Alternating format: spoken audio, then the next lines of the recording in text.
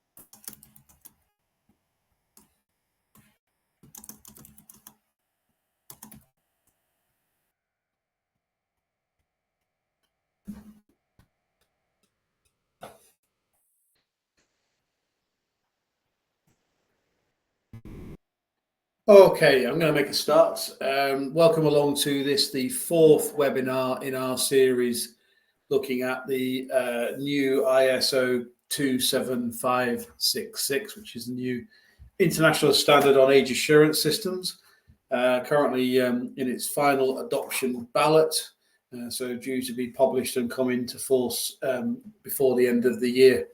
My name is Tony Allen. I'm Chief Executive of the Age Check Certification Scheme and Technical Editor of 27566.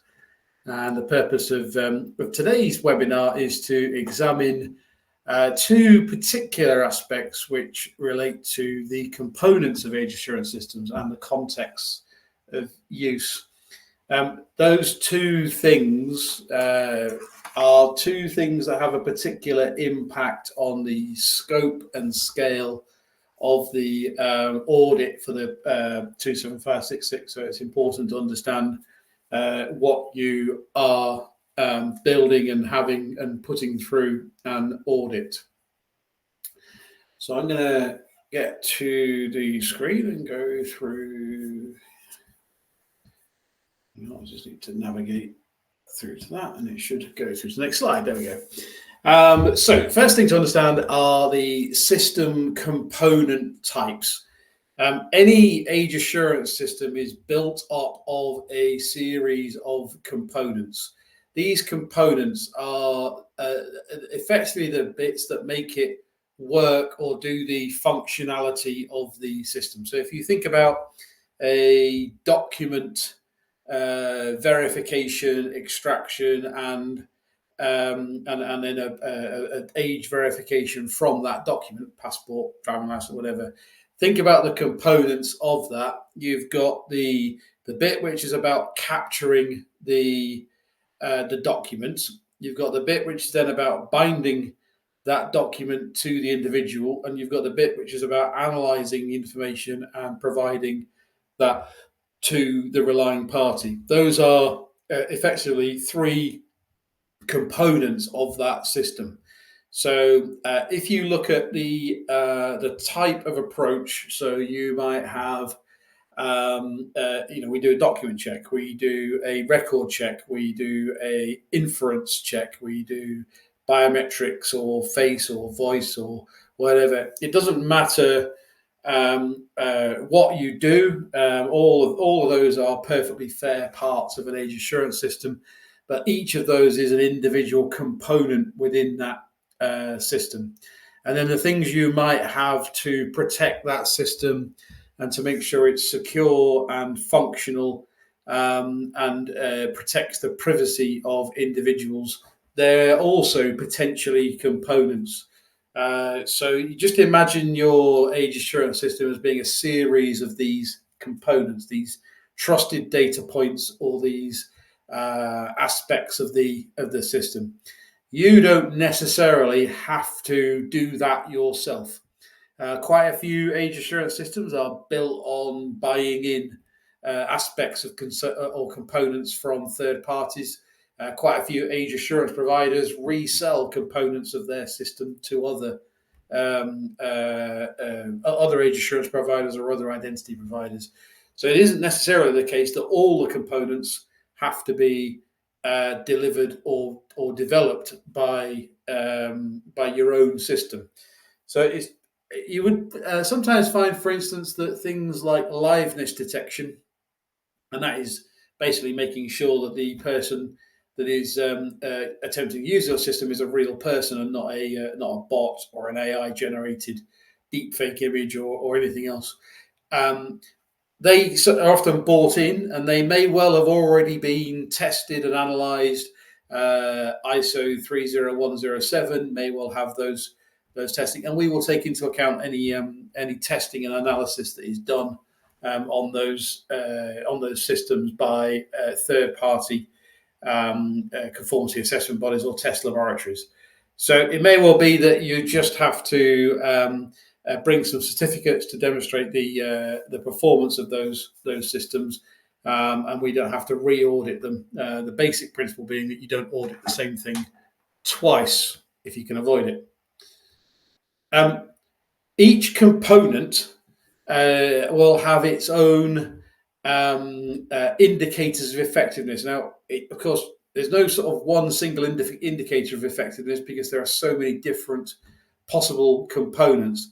But typically, you're looking at the things like the false accept rate or the false reject rate, or the whether or not it accepts a bona fide or a presentation attack, or whether it's got outcome error parity or fairness or stuff like that. And in the next webinar, we're actually going to go into looking at levels of confidence and indicators of effectiveness in more detail. But each component, you would need to understand what its role is and how it is contributing to the overall age assurance system.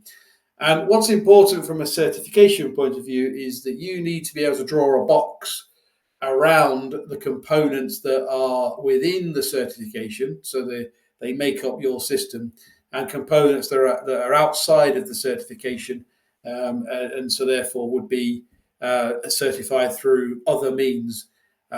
So you need to just be able to draw that kind of high level architecture and demonstrate the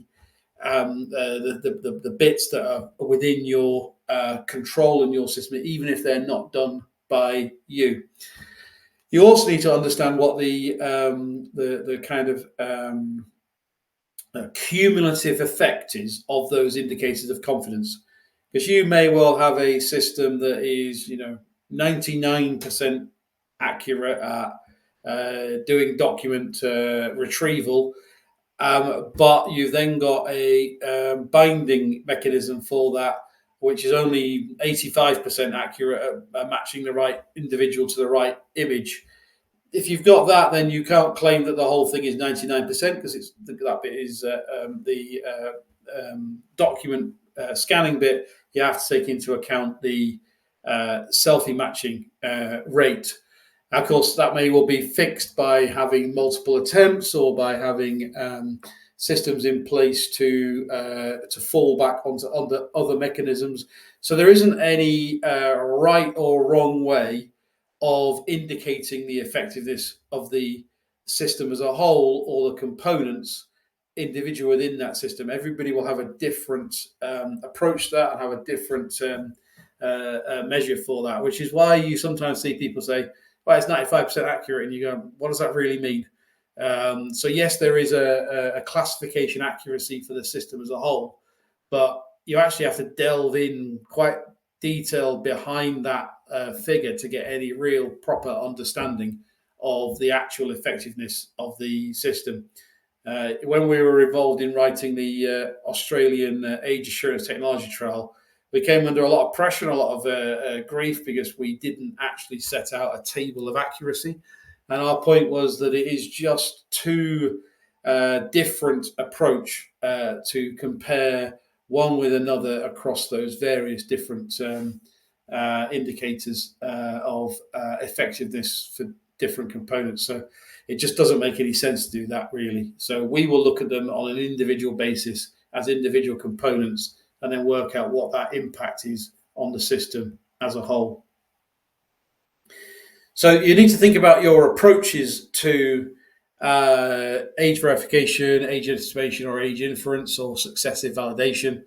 And you need to think about what your sources are for the data and the material that you are using to provide those age assurance approaches, including where you might get, for instance, if you're looking at date of birth, where you might get that trusted data. And are you lifting it off of a document, or are you getting it from a record? Are you linking to a bank account? What are you doing to get that information?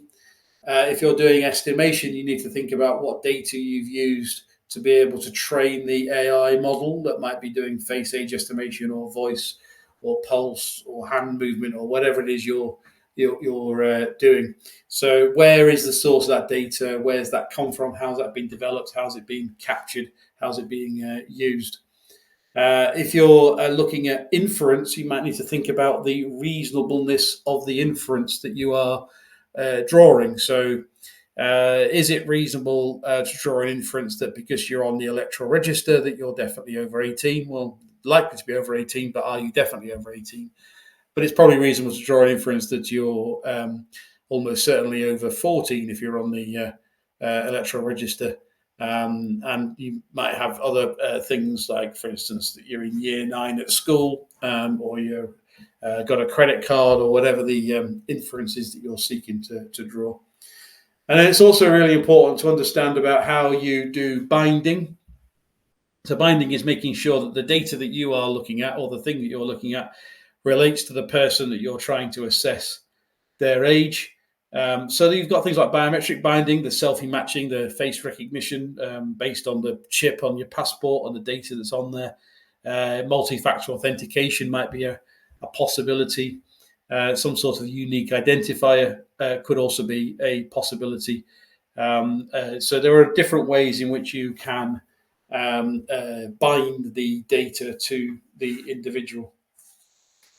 All of these are, so 27566 does not specify how you do stuff or what the approaches it should be. It just provides a framework within which that the approach that you take can be assessed. So when we look at that, therefore, there isn't a right or wrong way or a single way in which we can test that. So when we look at the in stage 2 of the audit process, we look at how we go about testing the service, or the system, or the component. Each test is going to be designed to each individual age assurance system that comes under analysis. And the reason for that is that there isn't a single way that everybody is doing everything. And that means that we have to adapt our testing to review what you've done and what you've achieved, and to carry out sampling or regression analysis or repeat analysis using independent data, or using our own test tools or test harness. So what we do, we start by looking at, pretty much we start by looking at what have you done to test the system yourselves. So before you bring it for certification, hopefully you've had a look at it and you've tested it and you've satisfied yourself that it works. We will look at how you've gone about doing that. What data have you used to do that? How have you got that kind of assurance? We'll then look at defining some goals about what it is that we need to prove through independent testing. Do we need to prove, for instance, the mean absolute error, the false accept rate, the false reject rate?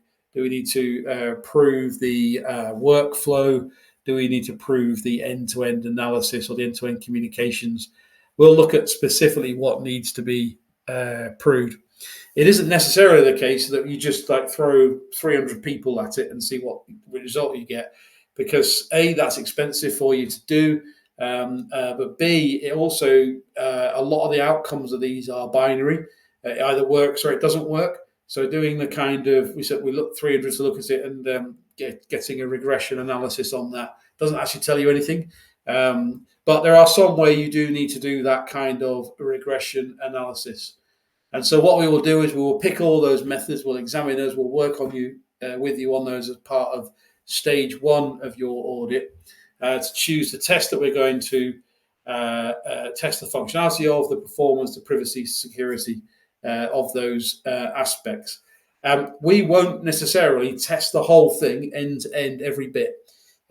What we will do that through a sampling process, and it's about building confidence in the product or the service. So it isn't necessarily the case that you would have to prove every single aspect of the system, and sometimes it just isn't actually possible to do that in a test or lab environment.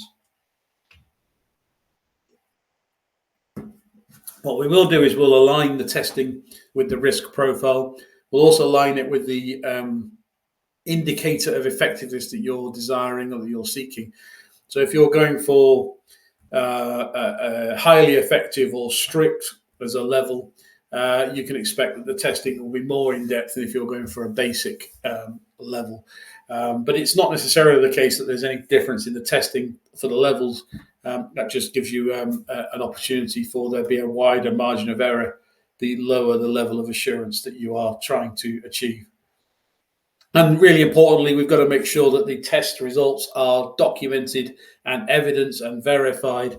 And the principle is that we ought to be able to repeat and reproduce the test if we were to come back to it using the data and the information that we've got. So we will be asking, for instance, the configuration management. So we'll be looking at what the configuration of the system was when it was under test. We've seen in the news and on some journalists, what they've done is they've gone and tested age estimation systems, and they say, oh, they're easily spoofed because you show it a mask or you do these sorts of things.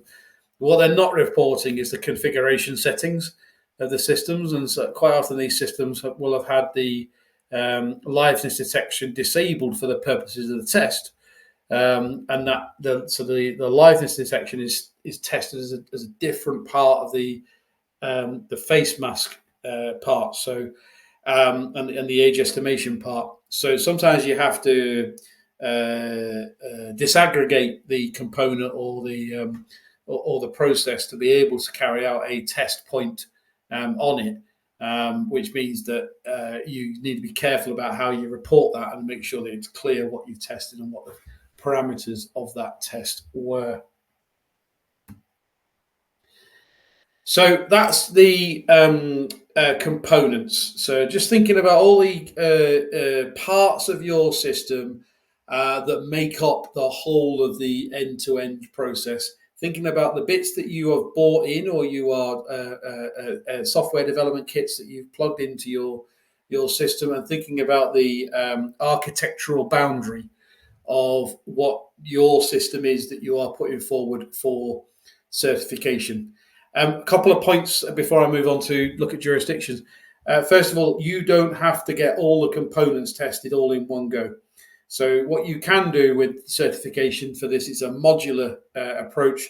You could get the 27566 certification through first of all, and then you can add components in. So let's say you were doing a document verification check. You could do that as your initial certification, and then later on you develop the capability to do credit card checks. You can add that credit card check in as a bolt-on to the initial certification. You don't have to go through the whole certification again. When you come to do a bolt-on, it'll just be that aspect of it that the test analyst will have a look at, just the bit that you're adding, and you can build it up and you can develop it over time. So there isn't a need to go for that kind of big bang, let's get everything certified all at once. You can add these components in, and then what happens is when you get to the next surveillance audit, we'll look at the totality of the components that form part of the system. So don't feel as though you have to sit there and work out every single component or every single aspect that you need to be able to provide your system. You can just do like a single end-to-end process, and then just add more on as you build and develop it. Or if you want to break up the audit into those kind of bite-sized chunks, you can do that. So I'm going to move on to look at the jurisdictional considerations. Although we have an international standard in 27566, the international standard does not deal with the local or regulatory requirements in each individual country. Our hope, and I think we are seeing this, is that 80 to 90% of all the things that you need to do will be covered by the ISO standard, but you're still going to have that 10% or so of things that have different requirements in different jurisdictions. This can get quite complicated.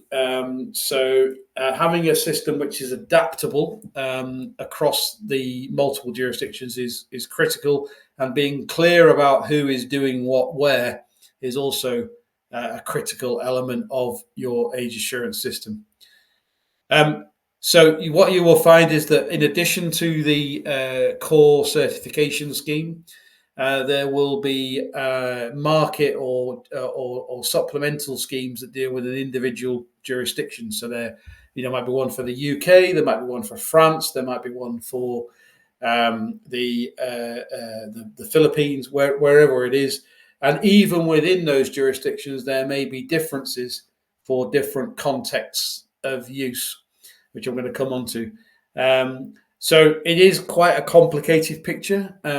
Thankfully, we have got the task of actually working out what the requirements are in each jurisdiction, and we'll be providing you with those requirements if you select that jurisdiction for your certification. But worth bearing in mind how much and how global you want to be with your system, because it does affect the number of days of audit. If you go for a fully global system, obviously you then have to be able to demonstrate how you meet the requirements in each of the states that has individual requirements, and how your system is adaptable and adjustable to those states depending on the relying parties' needs. Or you could just go for a single market. So you could just go for instance, we're only going to operate in the UK, in which case you only got that one legal regulatory framework to align to. When we're looking at the differences that are coming out from the various different jurisdictions, the things to bear in mind when you are looking at how you might connect with the those supplementary schemes are things like there might be local requirements to be licensed, authorized, registered on some kind of government or regulatory approved mechanism.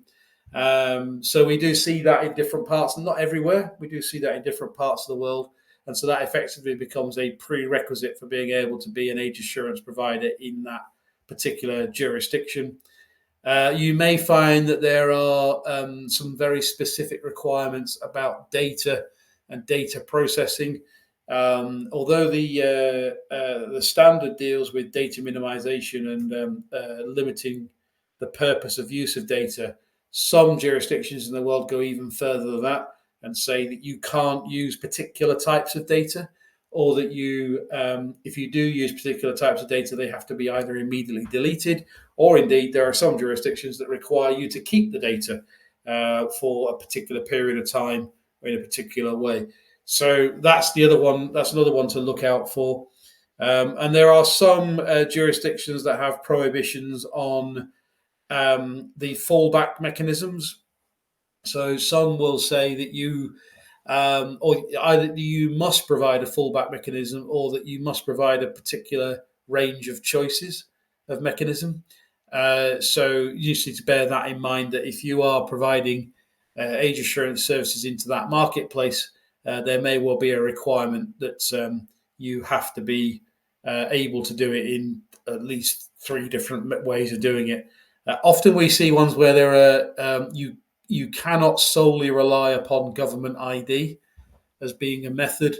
And then you have other jurisdictions that say you have to include a method that allows for government ID. So, yeah, there are various different ones. Unfortunately, they are not consistent. They are not necessarily written out in the same way. But what we will do is we will try to identify them all and make them clearer and provide you with at least the guidance on the requirements as they are audited. But each of those jurisdictional considerations would appear on your schedule of certification if you met the requirements for them. And some jurisdictions require you to submit your certificate to the regulatory body in that jurisdiction for either the regulatory body to endorse it or to carry out further checks or verifications, or so that they maintain a register or record of operating systems, operating age assurance systems in that marketplace.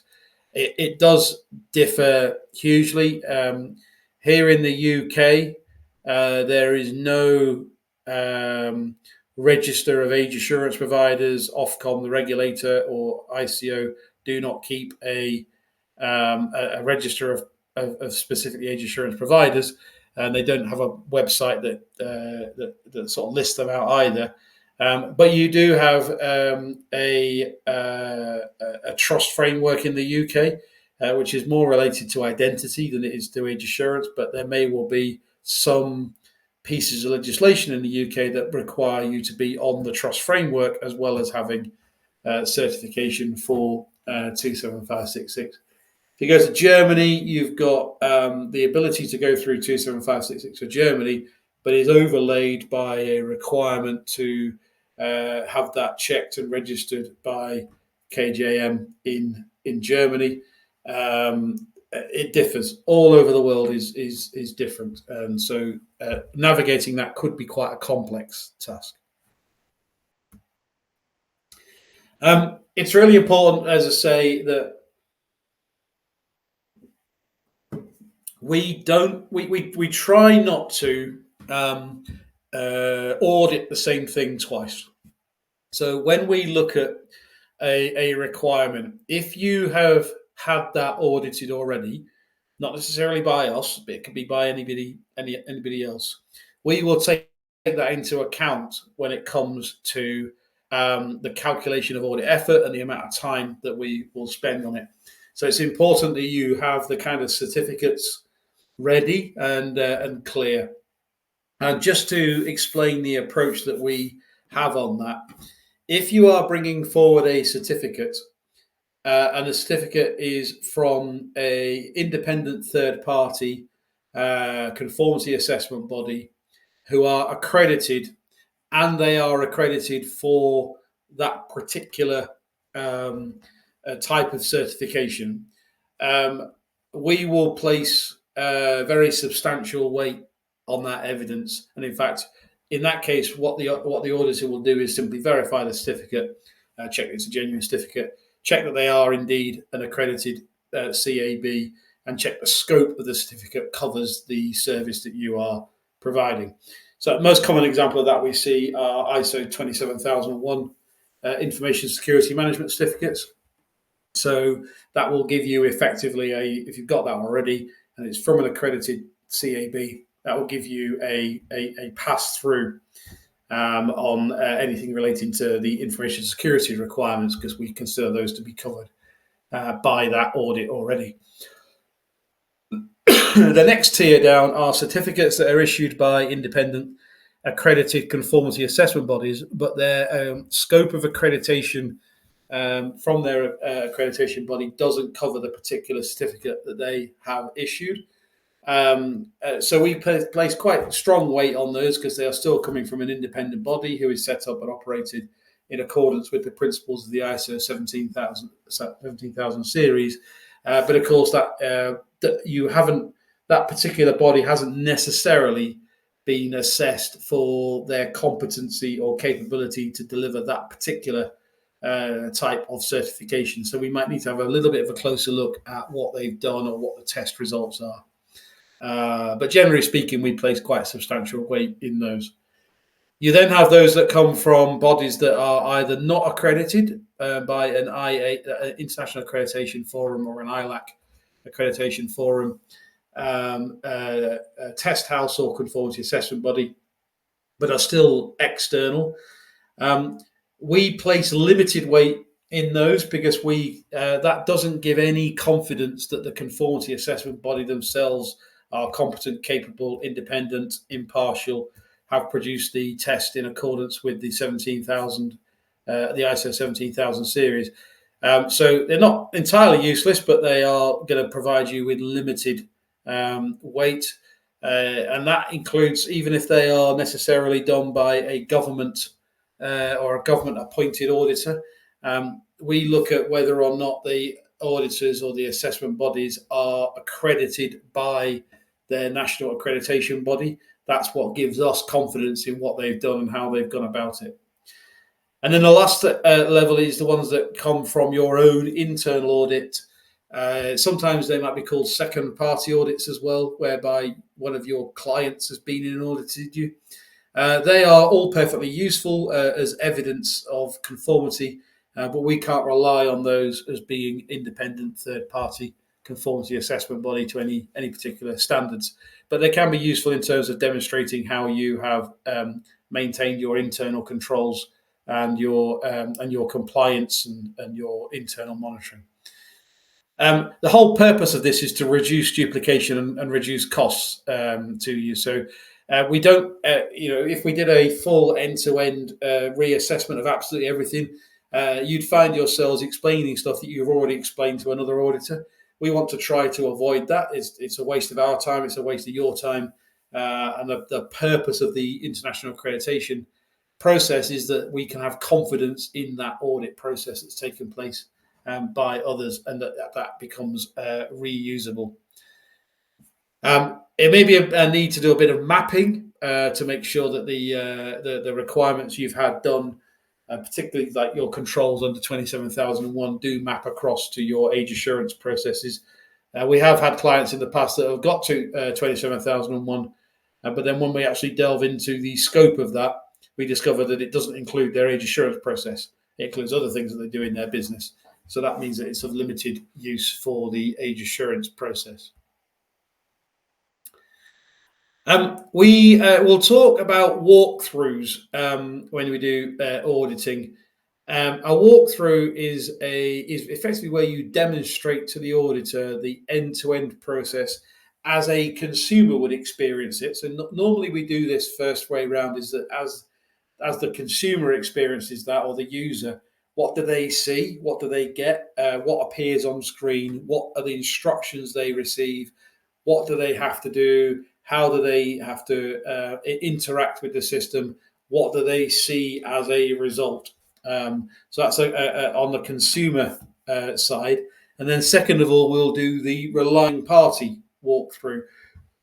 So what does the relying party, what does your customer as an age assurance provider, what do they see? What will they experience? How do they create the prompt? How does that then get recorded? How do they get a result back? And how does that result then impact upon their decision making in relation to the age-related eligibility? The higher the level of assurance, the more the walkthrough might need to go into more depth. And of course, there will be more steps that are required, particularly if you're doing successive validation or fallback methods as part of the assessment that you, the age assurance process that you follow. So that's what walkthroughs are. Generally speaking, the auditors will go through a what we call a happy journey. So a straightforward, this is what will happen, this is what's meant to happen, and then they might go through a couple of unhappy journeys as well. So what happens if? What if this happened? What if that happens? What is the consequence of that? A couple of pitfalls and things to look out for in walkthroughs that the auditors are looking for. So the first thing they will be looking for is that the user has been appropriately informed and appropriate consent has been gathered at the appropriate time, and that any links to privacy policies actually link through to the policies that you've submitted for your audit, and that they are correct and working. The other thing they will look for is loops, or in particular where the user gets stuck in a loop, where they go round and round in circles, and there's no way out of that loop, or the only way they're out of that loop is to abandon the journey. So that's a coding error where you've got yourself into a situation where it's just simply going round and round.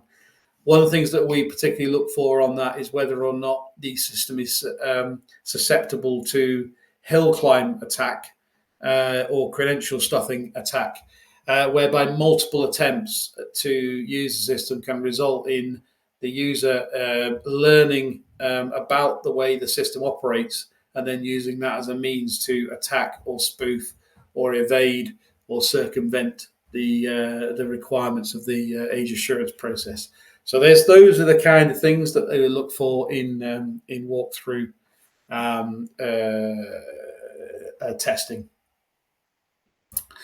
That's it. So I've covered there for you the components, I've a bit more on the context of use. Actually, we do cover jurisdictions, but just a bit more on context of use. You will have to understand which markets your product may well be used in, but I don't mean by that the jurisdictions. What I mean by that is, are they intended for use in retail, hospitality, in gambling, in adult entertainment, in theatre or cinema, or in body modification, or are they intended for use online or offline?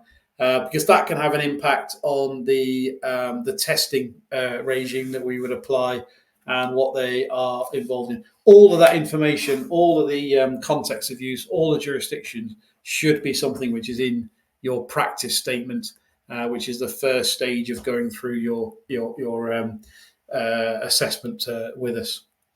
I will stop there. Let me just take that down. Off screen, why is it not going down? There we go. And let's just go to trying to get my. There we are. Let's just go to the Q&A or the chat. If you want to ask me any questions, then do just put a question up in the chat or the Q&A. I don't think I have anything there at the moment. I'll give it a moment though for anyone who wishes to ask a question, to drop a question in there. All I would say is that if you do want to proceed with getting yourself in the preparation stage for the 27566, we have started that now. We've got the first clients in that preparation stage.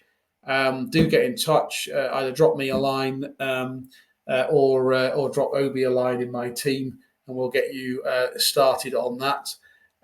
We will also be, if you've already got PAS 1296, which is the British standard, if you've already got certification for that, PAS 1296 is being withdrawn, but we will be transitioning clients across to 27566 from PAS 1296.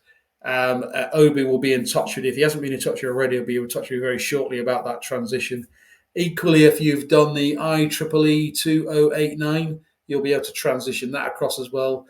And in fact, getting the 27566 certification also enables you to get the IEEE certification as well. So you do them both together. What we've done is worked with IEEE and with ISO to merge them all together. I am not seeing any questions, so just to let you know that the next webinar is on Monday at 11 a.m. UK time. That webinar is going to be about levels of confidence and indicators of effectiveness. So I look forward to some of you possibly joining for that webinar as well. But other than that, I think we should draw it to a close. Thank you, everybody.